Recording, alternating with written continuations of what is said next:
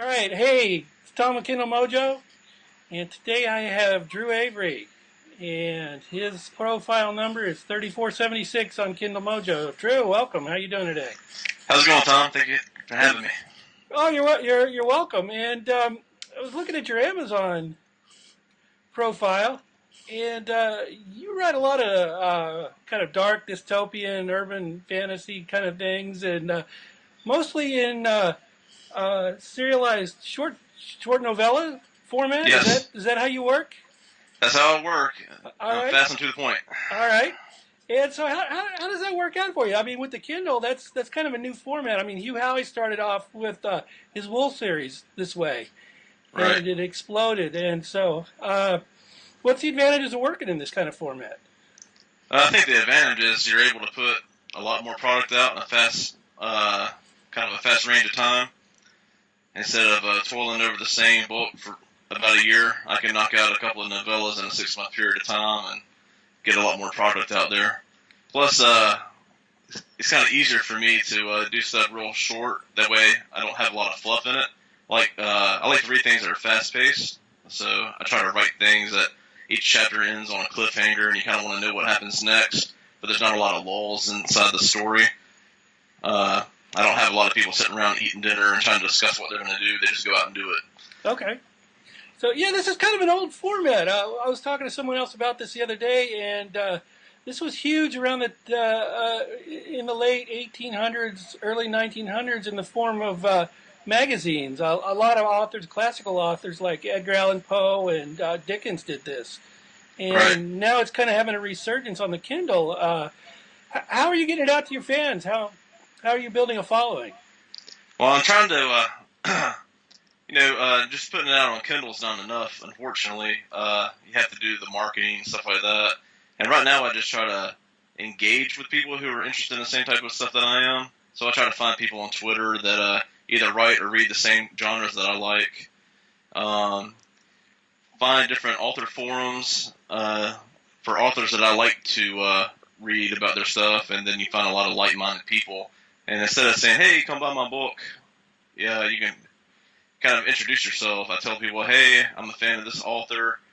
I'm active duty military," so people kind of get a kick out of that. And then I kind of subliminally put in there that I also write my own stuff. And sometimes that elicits a response, and people say, "Oh, well, what do you write?" And then that kind of gives your foot in the door, so you can kind of talk to them. And I've, that's more of a recent thing that I've started doing. Okay, and how's that working? I mean, that's a technique I usually try and tell a lot of authors that rather than just go out there and say put a tweet out and buy my book, you start a conversation, and like on Twitter, the conversation's very public, and often a lot of people will join in, Right. and that's how we met. So Exactly. yeah, As far as how's that's working for me, I only started really doing it recently, maybe within the last couple of weeks, and I'm the type of person I have to make a lot of mistakes before I figure out what works. And I did that thing where you spam everybody, say, "Hey, come buy my book," and yeah,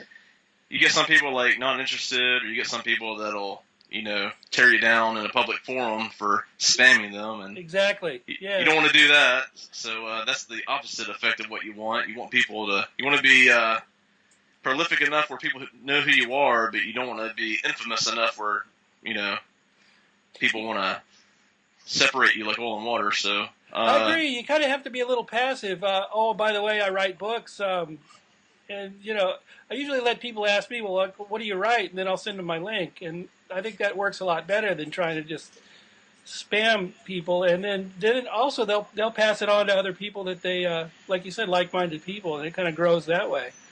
yeah, it's really kind of crazy. I'm kind of glad that I am doing it this way because it feels a lot more genuine. Right. Instead of just posting links and say, "Hey, go get this," which I do still sometimes do that, just kind of help spread the word because you never know, people see it and they will click the link just out of curiosity. Right. Uh, but I've gotten a lot of better feedback off of just striking up a conversation with someone and then them finding out organically. Okay. On the marketing, another marketing question I have is that you have some really interesting looking covers. Tell me about the process of you making your cover? Do you make your covers? Do you have them made for you? How's that done? I make them on my iPhone. Really? Yeah. they're actually really great covers, and wow, you make them on your iPhone. I have this whole Photoshop process I use to make my covers. Yeah, I use about 4 apps. Okay. And just make it happen from there. All right. No, they're great. I love them. Your latest one is 2103, The Fall of America. Now, is that a serialized part of a serialized piece that you're working on? It will be. I have at least a plan for another part of it, if not 2 more parts. Okay. And I grew up in Mississippi, and it's kind of funny. You grow up, and there's a lot of Civil War monuments all over the state. And I currently live in Virginia, and it's fairly similar, but you see a lot more Revolutionary War type stuff. But where I grew up and the culture that I grew up in was a very history-rich type of culture, where everybody wants to strike up the conversations about why is this house here in Meridian, Mississippi important, and that house would be Mary Hope. And it actually survived the fire of Sherman marching through for his march towards the sea. And the Union troops actually used it as a headquarters for a certain period of time. And because of its historical significance, that was one of the places that I would go a lot as a kid. So I sort of naturally had a fascination with the Civil War. And as I got older and I was able to research it more, I was able to understand the politics of it a little bit more in-depthly than just the history books tell you in elementary and junior high, where it was a war because the South seceded, blah, blah, blah, and something about slavery, and they move on with it from there. And all you know is at the end, Lee surrendered at Appomattox Courthouse, and now everything has been restored. But the puzzling thing for me was knowing that that's in our history and knowing how passionate people are about certain things, because there's a lot of heritage pride in the South, as I'm sure there is in the North as well. If you look on social media, people are very quick to have an opinion about something that's kind of a divisive opinion. And currently with our political station, where the Republicans and the Democrats don't really seem to get along, you see a lot of it on Facebook, especially, where people are making memes where they're disrespecting different political leaders and stuff such as that. And some people will jump on their bandwagon and get on their soapbox and agree with these people, and other people will tell them how much their opinion is divisive. And well, let's talk a little bit about your genre. It's obviously dystopian, right. And there's been a big resurgence in dystopian fiction lately. Why do you think that is? I think it's I think people subconsciously gravitate towards things that they feel is in the air around them. So anytime you have the conflicts like we have in the Middle East, and people automatically think that the worst could happen, and they begin to subconsciously pull towards that type of thing. I think that's why I like to read it and write it, because okay. I'm afraid of that type of future. So that's why I read about it and write about it. Okay, all right. So give me an outline about your book, 2103: The Fall of America. Just what's the basic outline of it, premise? All right. Well, it pretty much starts. It's in the year 2103, and it's 50 years after the Second American Civil War. And it breaks the America up into 3 different sections. And I kind of stole from history a little bit. And 2 of them are the American Union, and then the Confederate States of America. And then I made the California Republic one of the sections. And everything takes place in Chicago for this particular part of the story. And Chicago is the American Union capital, because it's easily fortified, because you can only get to it either over land or through the Great Lakes. And it was more strategic for them to have it that way, especially after D.C. burned to the ground during the conflict. So essentially what's happened is, if you imagine the Wizard of Oz as a political platform, that's what 2103 is. There's a man behind the curtain that's controlling everything, and You don't really know what his intentions are, but everything's kind of bad for everybody else. Okay. All right. And so this is part one of what's going to be a series, or at least another Right. a sequel, or all right. What are some of the other things that you write? I've got the Dead Planet series, which is a future dystopian society set on Mars, Okay. and I have the Twin Cities series, which is a multi-author series which is urban fantasy. Okay. And let's see, what else do I have? I have the newest release is Devil's Cradle, which is a psychological thriller about a woman who survives a serial killer and is coming to terms with the fact that her sister has died and she has survivor's remorse and kind of goes a little crazy. Okay. And I see that you work with other authors sometimes. How is that? How's that work? How did that all come about, and how's that working out for you? Uh, it's interesting. I like the community of working with other authors. I like bouncing ideas off of people and kind of getting their ideas on things and seeing how. I figure if I have a good idea and it really is a good idea, then somebody's gonna think it's a good idea. Other than just the excitement of having an idea on your own, you run it with it, and it's completely stupid. I for the Twin Cities series, I think I asked like a dozen authors, and I got 4 other people to jump on board. And as far as right now goes, everybody's kind of rooting their piece and are kind of gearing up for the next one possibly. But it's one of those things, you come and go as you please. So if somebody wrote me an email today and said, hey, I'd like to write something in that, all I'd say is, all right, well, here's the parameters that we work in and have at it. It's kind of our version of Kindle Worlds. Yeah. I was talking to Hugh Howey about that the other day. He's absolutely all for that. So it's kind of different from fan fiction, is that you get a group of people and you actually plan something out rather than it's the product of a story that's already written, right? Is that right? Okay. That's pretty much the thing. You come up with a set of rules as far as what the world is going to have in it, and then we agreed upon a few shared characters, so to kind of give it a little bit of continuity between each novella. And anybody's got free reign. It doesn't matter if they write it first person, third person. None of that matters. You just kind of write the best story that you can write and set it in that world and then publish it. Okay. I think that's a great idea. Do you have a website for that? We do. I'll have to email you the. Okay. Well, I'll put it in the links in the comments below. So, all right.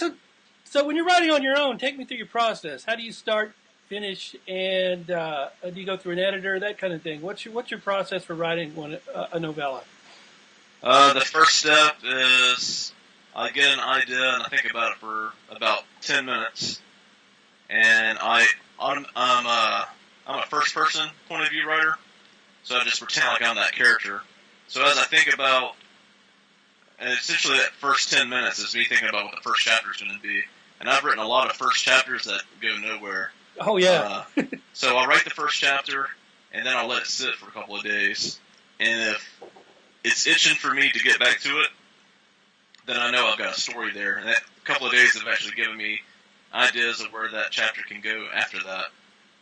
And typically what I'll do is any spare moment that I've got, either a lunch break or just sitting around on the couch, I'll type it out. And I talked about doing covers on my phone. I write on my iPhone too, and then I email the files to myself so I can compile them all together into a Word document and then publish it. So everything's always on me. If I'm sitting somewhere in a waiting room at a doctor's appointment or something, I can pull out my phone and start writing.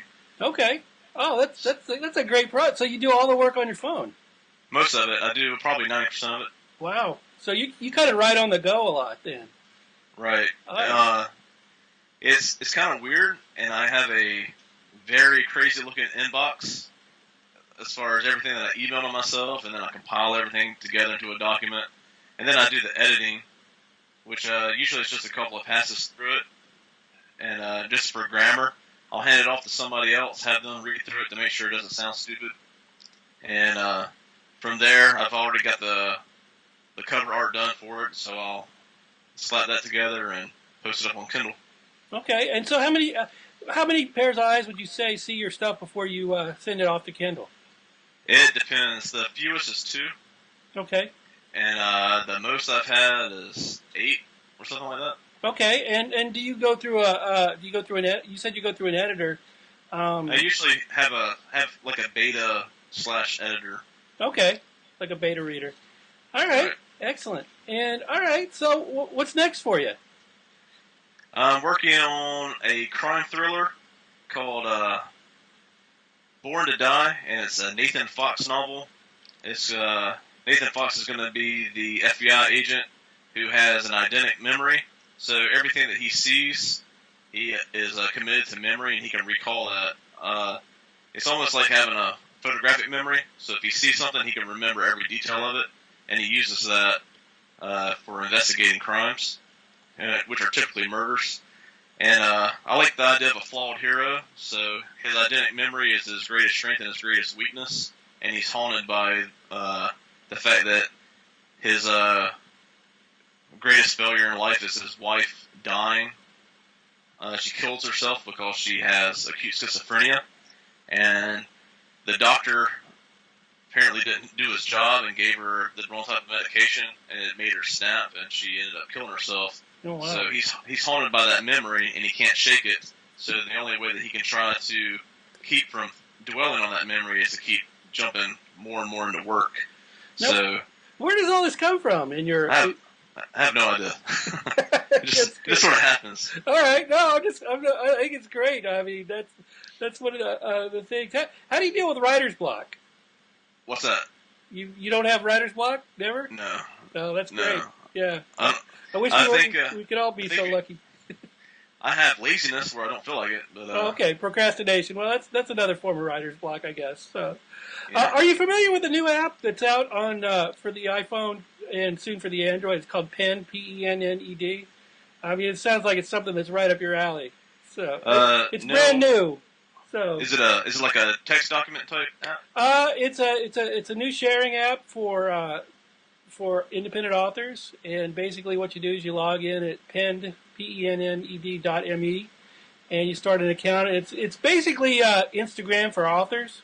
Okay. And I'm actually getting some pretty good results with it, and it's brand new. It's just out. They haven't even started advertising it yet. So, I mean, this sounds like right because everything is done on your phone. So it sounds like it'd be right up your alley. So yeah, have a look at that. You might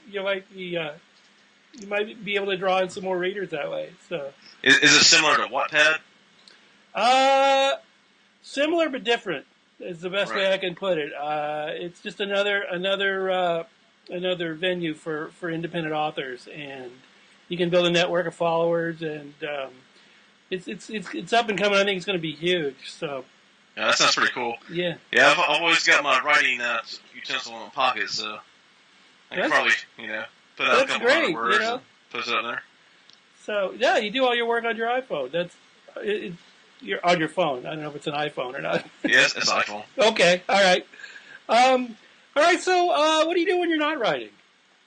I play guitar, sit around, watch movies, read books, hang out with the family. I'm kind of a homebody. I don't really like going out doing too much stuff, so okay. I'm gonna kind of play it safe. But and you're active military, right? Yeah, I'm in the Navy. All right. Well, thank you for your service. We appreciate that. So, yeah, thank you. How much of your military experience is folded into your fiction? Just out of curiosity. Every asshole that's in a book is modeled after somebody I met in the Navy. Yeah, I'm guilty of that too. So I'm an Air Force veteran. So. Oh yeah. How long did you serve? I did 6 years back in the 80s, so when nothing was going on. So it was all the Cold War stuff. So, all right. Well, I really appreciate you being with me here today. I haven't had a chance to look at your stuff yet, but it looks very interesting. Something that's I can sink my teeth into. So, and appreciate that. All right. Well, you have a great day. You too. Thank you.